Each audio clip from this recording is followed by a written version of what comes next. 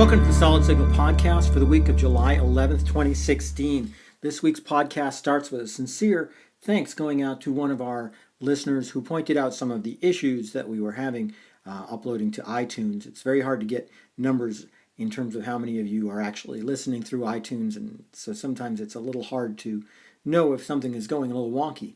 If you ever have questions about how the Solid Signal podcast works, or if it doesn't work for you, please go to blog.solidsignal.com, click that little contact us button, and I will be happy to investigate because truth is I can't be everywhere all the time as much as I would like to be. The topic of discussion for this week is the future of home internet. What do I think is going on with home internet? Now, 5 years ago, it would have been difficult but possible to think that a lot of us could have gigabit in the home, but it's becoming more and more common. So I'm not even going to talk about gigabit in the home. As a matter of fact, I'm going to talk about the exact opposite. It is my opinion that in the next 5 years, internet speeds in the home will not only stay the same, but they may actually go down. And why is that? Because of what I'm calling the next generation of cord cutting 2.0, if you will.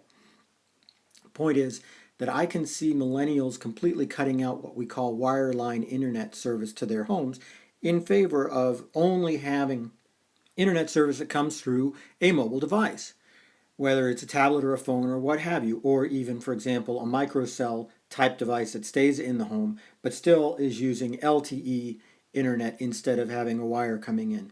I think this is the next evolution, and it's going to be built on the idea that it's getting easier and easier to have almost unlimited data coming from a mobile phone.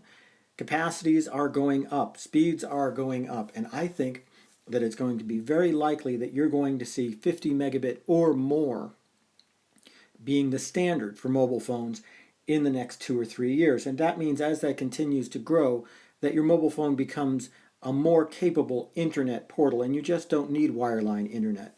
This is something the folks over at AT&T obviously have been thinking about as they've been continuing to build out their wireline. They've also been sincerely beefing up their LTE wireless internet portfolio, and I think that you're going to find AT&T coming up with ever more desirable bundles between wireless phone and DirecTV Entertainment and the kind of things that you're going to want to be using that give you enough data in that big old bucket so that you're going to be able to do whatever you want. And obviously, if you're talking about a second person in the home, the bucket would get even bigger, and that means the amount of data consumed would get bigger, but at the same time, you'd be getting what you pay for.